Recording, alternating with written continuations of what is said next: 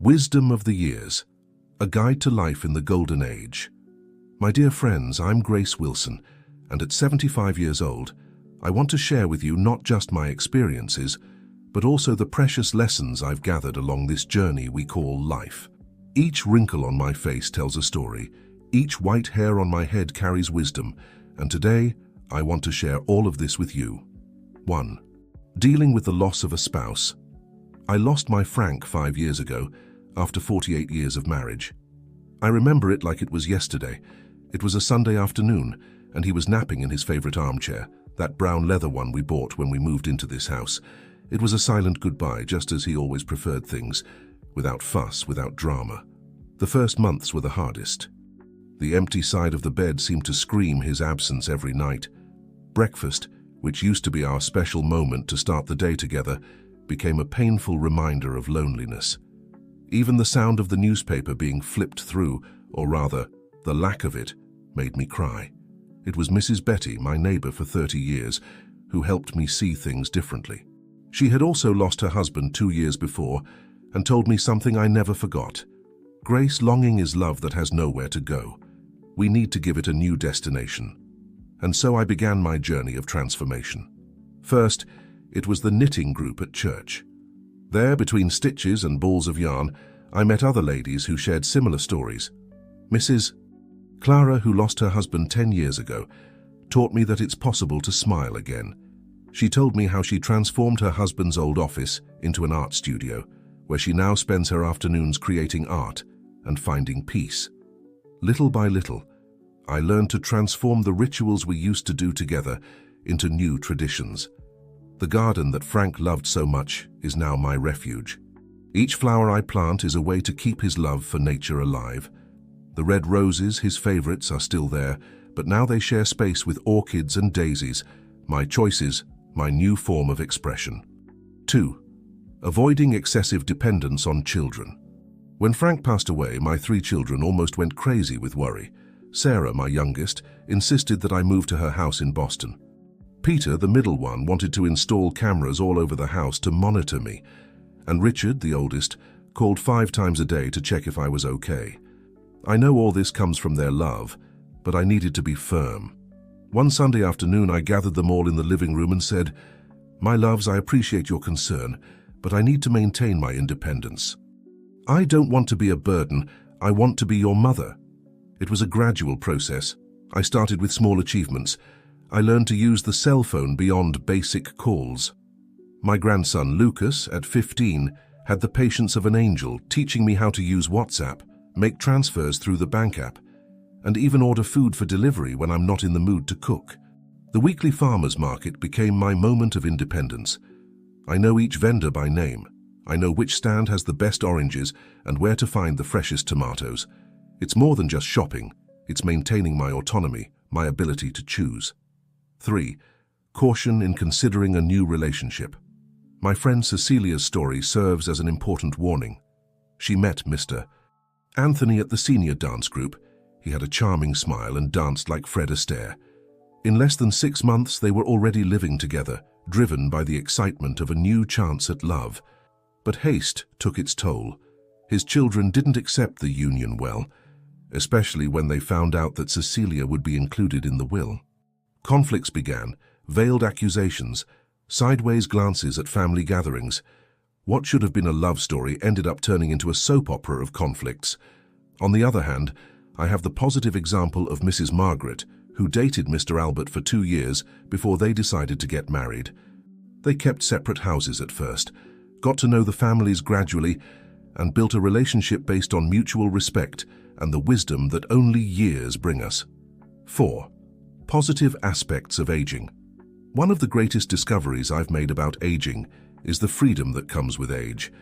I remember when I was young, always worried about others' opinions, trying to fit into impossible standards. Today I wear clothes that make me happy.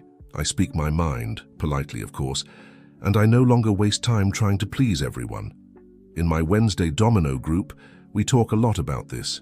Mrs. Lucy, who was always very shy, surprised us the other day by saying, "You know what? I started belly dancing classes. My daughter-in-law almost fainted when she found out, but I'm loving it." And that's not all. Maturity brings us clarity about what really matters in life. Concerns about superficial things diminish, and we come to value the simple moments more. A well-made cup of coffee, a child's laughter, the sunset seen from the porch. 5. Reflections on age as a new beginning. Turning 60 was a watershed moment in my life. I remember my birthday. I was apprehensive, thinking it was the beginning of the end. But my granddaughter Sophie, with the wisdom that only children have, said to me, "Grandma, now you have more time to do everything you've always wanted." And you know what? She was right. I started water aerobics, something I'd always wanted to do but never had time for. In the first month, I met Mrs. Judith, who at 82 was still competing in senior swimming championships. She taught me that it's never too late to start something new. I enrolled in a painting course at the community center. My first attempts looked like a child's drawings, but over time I improved. Today I have 3 paintings hanging in the living room. They're not masterpieces, but each brushstroke represents my courage to try something new. 6. Knowledge and authenticity in maturity. One of the greatest blessings of age is the freedom to be who we really are. The other day, my friend Bernice told me something that made me think a lot. She said, "Grace, I spent 40 years wearing high heels because I thought I needed to look taller. Now I wear my comfortable flats and have never felt so elegant."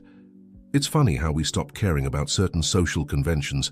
When my granddaughter invited me to her sweet 16, everyone expected me to wear that traditional pastel-colored women's suit. But you know what I did? I went with a red dress that I bought because it made me feel beautiful. Some people whispered, of course, but for the first time I didn't care.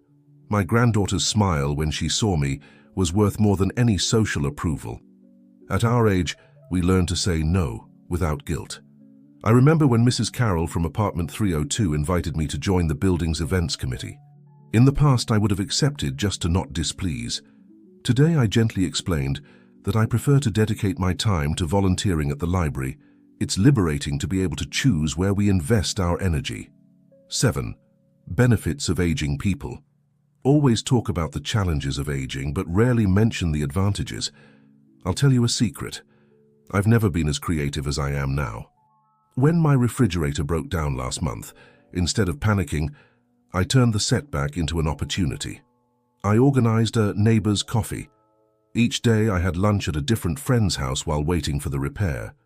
It ended up becoming a monthly tradition, even after the new fridge arrived. Patience is another gift that age brings us. The other day, my great-grandson, Lucas, 3 years old, spilled juice on my old photo album. Years ago, I would have been devastated. But you know what I did? We turned the accident into a project. Together, we created a new album, where he helped me organize the photos, while I told the stories behind each one. It was a magical afternoon of connection between generations. Our intuition also becomes sharper. It's as if all those years of experience transform into a more precise internal compass. Last week, just from hearing my daughter's voice on the phone, I knew something wasn't right. I made a cornbread, her favorite, and showed up as a surprise. It was exactly what she needed on that difficult day. 8. The importance of creating a support network. My group of friends is what I call my chosen family. It started with our book club 15 years ago at the neighborhood library. We were just 5 ladies discussing novels once a month. Today we are 12, and we meet 3 times a week to discuss books, yes, but also to share life. We have a very special support system. Mrs. Zoe, who lives alone, receives daily visits from one of us. Mrs. Annette, who had hip surgery, had company for each physiotherapy session. When Mrs. Celeste's daughter moved abroad, we took turns helping her learn how to use Skype. We also created a WhatsApp group called the Book Girls, and mind you, the youngest is 68. There we share everything from recipes to advice on problems with grandchildren. As Mrs. Olivia says, those who have friends never age alone. 9. Cultivating new interests and hobbies. I never thought that at 75 I would be learning origami. It all started when I found an old Japanese paper folding book at the neighborhood used book fair. At first my hands hurt, and the surus, paper cranes, looked more like crumpled chickens. But persisting brought rewards beyond the art itself. It improved my motor coordination and gave me something meaningful to gift my great-grandchildren. The garden also became an unexpected passion. I started with a fern pot on the porch, a gift from my daughter. Today I have a small vertical garden with fresh herbs and even some vegetables. The best moment of the day is watering my plants in the morning, observing the butterflies, and exchanging seedlings with the neighborhood. And there's ceramics. I attend a studio twice a week where I make small pieces. Not all of them turn out perfect, but each one carries a bit of my story. My teacher, young Marianne, always says that her older students are the most creative because they're not afraid of making mistakes. 10. The value of self-care in maturity. I learned the hard way that taking care of oneself isn't selfish, it's necessary. 2 years ago I had a small health scare because I wasn't eating properly. I was living on coffee and crackers, too busy taking care of the house and others. It was my doctor, Dr. Robert, who gave me a gentle talking to. Mrs. Grace, you need to love yourself as much as you love others. Since then, I've created a self-care routine that I call the self-love protocol. I start the day with 15 minutes of gentle stretching. I learned the exercises in water aerobics. I have a colorful and varied breakfast. I make a point of getting dressed up every day, even if I'm not going out. Lipstick and perfume work wonders for your mood. I've also learned the importance of rest. In the past, I felt guilty for taking an afternoon nap. Today, I know that this moment of pause is sacred to recharge energies. As my friend Dorothy says, resting isn't laziness, it's wisdom. 11. Dealing with loneliness in a healthy way. Loneliness sometimes knocks on the door, especially on Sunday nights. At first, it scared me. Today, I've learned to transform it into a companion. I created rituals for these moments. I light a scented candle, put on some old music. I have a collection of vinyl records that used to belong to Frank, and allow myself to feel all the emotions that come. I discovered that writing helps a lot. I keep a diary where I record not only the day's events, but also my dreams, fears, and hopes. It's like having a conversation with myself. Sometimes I reread old entries, and I'm surprised by how much I've grown and changed. I've also learned that there's a difference between being alone and being lonely. When loneliness gets too heavy, I have my strategies. I go to the park to watch children play, I call a friend, or I simply go out for a walk around the block. The movement and fresh air always bring a new perspective. 12. The importance of leaving a legacy. I started thinking about legacy when my first great-granddaughter was born. Looking at that tiny face, I asked myself, what do I want to leave for the next generations? That's when I started my most ambitious project, a book of family memories. It's not just a recipe book, although it has many, from Grandma Annie's cornbread to my own award-winning pudding. It's a record of our family history. Each recipe comes with a memory, the first Christmas without my parents, the day Frank proposed to me, the birth of each child. Between the pages, I put old photos, saved notes, dried petals from significant flowers. I tell about the difficulties we faced and how we overcame them.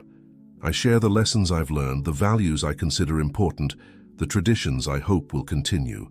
But the legacy goes beyond the material. Every Saturday morning I volunteer at the neighborhood library, telling stories to children. Seeing their little eyes shining as they dive into the world of imagination makes me feel like I'm planting seeds of love for reading. As I always tell my grandchildren, the true legacy isn't in the things we leave behind, but in the lives we touch and the memories we create with those we love. 13. Adapting to new technologies. I never imagined that at 75 I'd be making video calls or paying bills on my cell phone. I confess that at first I was very afraid. I'm going to break this thing, I'd say every time my grandchildren tried to teach me something new. But you know what? We do learn. It all started when the pandemic forced us to stay at home. My granddaughter Claire installed WhatsApp on my phone and taught me with the patience of an angel. "Grandma, just press this little green button to talk," she explained. At first I'd send audio messages by accident, delete important messages, and even made an accidental call to China. I still don't know how. But gradually I got the hang of it. Today I participate in 3 different groups: the family one, the prayer group one, and one with my knitting friends. I learn to send stickers, those funny little drawings. I make transfers through the bank app and even order food on my phone when I don't feel like cooking. Mrs. Olivia, my 82-year-old neighbor, always said technology wasn't for our age until her son moved to England. Today she's a Skype expert and even created a blog where she posts her old recipes. 14. Reframing physical limitations. Joint pain and decreased energy are realities we need to face. But I learned that limitation isn't synonymous with the end. When my knee started complaining about stairs, instead of giving in to discouragement, I reorganized my house. I moved my bedroom to the ground floor and transformed the old upstairs room into a painting studio. Now I only go up when I'm in the mood to create art. Dr. Paul, my physical therapist, taught me something valuable. Mrs. Grace, the secret isn't to stop doing things, it's to find new ways of doing them. Following his advice, I adapted my garden to taller pots, avoiding having to bend down so much. I bought a special chair for the shower and installed support bars. There's no shame in prioritizing our safety. My friend Louise had a brilliant idea. We created the Adapted Club, a group of friends who meet monthly to exchange tips on how to make life easier. That's where I learned about that extension grabber that allows me to pick things up from the floor without bending, and about the jar opener that doesn't hurt arthritic hands. 15. The importance of laughter and joy. You know what's the best medicine I've discovered in all these years? Laughter. Every Saturday morning, I gather my friends for what we call Coffee with Laughter. Each one brings a funny story to tell, whether it's a mix-up with a grandchild, a blunder at the supermarket, or a funny memory from the past. Mrs. Judy, who's 85, is our champion of hilarious stories. The other day she told us how she ended up in a Zumba class by mistake, thinking it was the stretching group, and ended up loving it.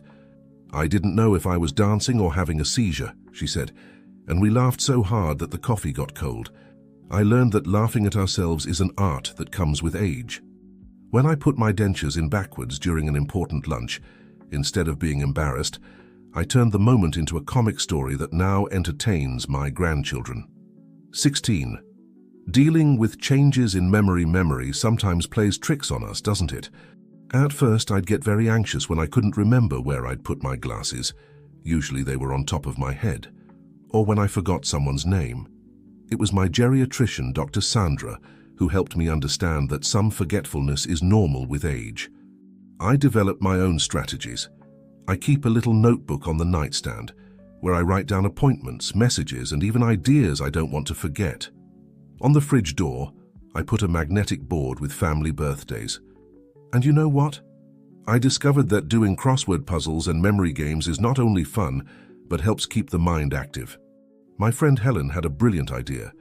We organized a memory club where we get together to play word games, charades, and other games that make us think. The best part is that nobody demands perfection. When someone forgets something, we help with clues and lots of laughter. 17. Developing a new relationship with time. Time is funny, isn't it? When we're young, it seems like it never passes. Then with small children, it flies by without us noticing. Now in maturity, I've learned to have a different relationship with it. As my friend Dorothy says, I used to live chasing after the clock. Now I let it chase after me. I created my own rituals to enjoy each moment. In the morning, I have my coffee watching the sunrise on the porch, something I never had time to do when I was working. In the afternoon, I set aside an hour to read or do crafts without rush or pressure. An important discovery was learning to say no to commitments that make me anxious. In the past, I accepted all invitations out of obligation. Today, I choose more carefully where I invest my time. As my grandson says, "Grandma, you're more selective than a blogger choosing an event." 18. Cultivating spirituality.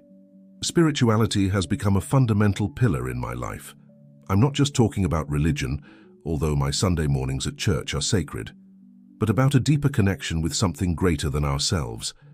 I started practicing meditation 3 years ago, after Mrs. Abigail invited me to a mindfulness group for seniors. At first, I thought it was impossible to stay quiet for more than 2 minutes. Today, I can meditate for 20 minutes, and I've discovered an inner peace that I didn't know existed. I created a special corner at home, which I call my gratitude space. It's a comfortable armchair next to a window where I keep my diary, some inspiring books, and an aromatic candle. There, every night before bed, I write down 3 things I'm grateful for that day. It's amazing how this simple ritual has changed my perspective on life.